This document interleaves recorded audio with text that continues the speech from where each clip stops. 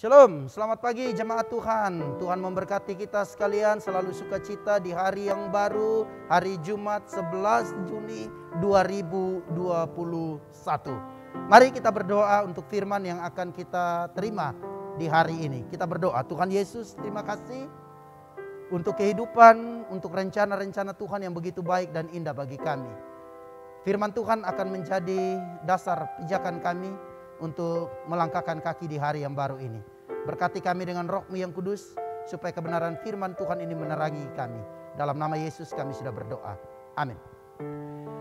Firman Tuhan bagi kita di pagi hari ini saya ambil dari kitab 1 Petrus pasal 2 ayatnya yang ke-9.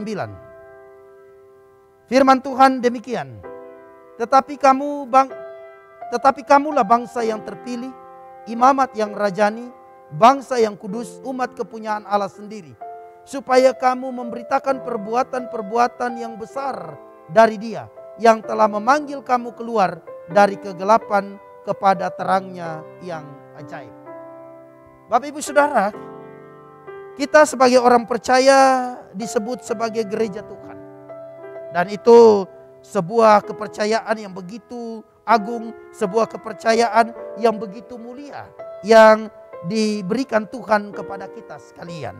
Sebagai gereja, Bapak Ibu Saudara dan saya, kita terpanggil untuk melibatkan diri dalam misi pelayanan yang Tuhan percayakan kepada kita sekalian. Tentu tujuannya jelas, maksudnya jelas. Kenapa gereja, kenapa tubuh Kristus kita sebagai orang percaya ini harus menjalankan misi Tuhan. Kita harus menjalankan misi Tuhan supaya bangsa-bangsa lain mengenal nama Tuhan. Salomo, Bapak Ibu Saudara, kalau kita baca dalam kitab 2 Tawarik pasalnya yang ke-6 ayat 33 dan lain sebagainya, doa daripada Salomo ketika dia datang ke bait Allah, dia berdoa supaya apa? Dia berdoa supaya bait Allah menjadi tempat kediaman Allah. Dan ketika bait Allah menjadi tempat kediaman Allah, kita sebagai bait Kristus, kita menjadi tempat kediaman Kristus, maka kita akan memperkenalkan nama Tuhan kepada bangsa-bangsa yang ada di dalam dunia ini.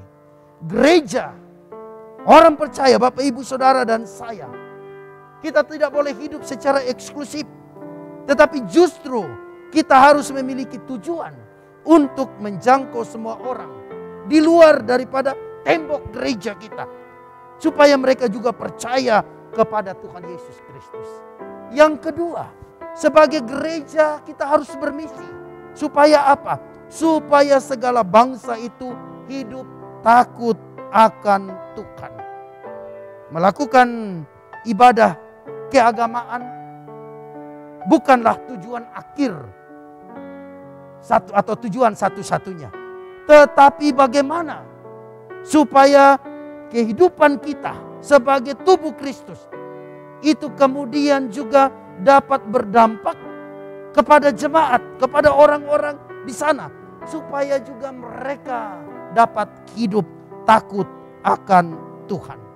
Takut akan Tuhan berarti menempatkan Tuhan lebih dari segala yang lain. Dan itu bisa terlihat dari kehidupan yang takut untuk berbuat dosa.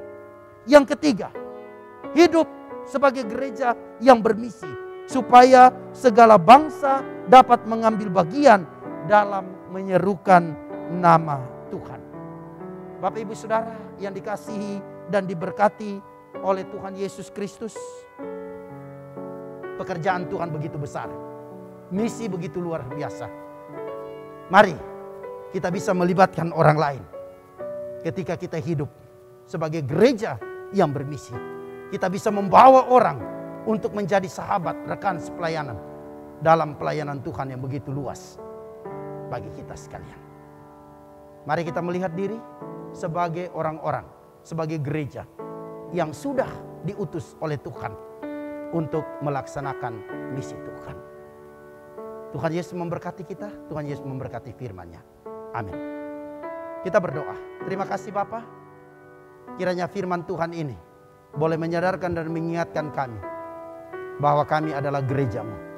Dan gereja ada untuk misi, untuk membawa orang hidup takut akan Tuhan, mengenal Tuhan, dan percaya kepada Tuhan. Bahkan orang bisa terlibat mengambil bagian dalam pelayanan. Jadikan kami sebagai alat di tangan-Mu ya Bapa. Dalam nama Yesus kami sudah berdoa. Amin.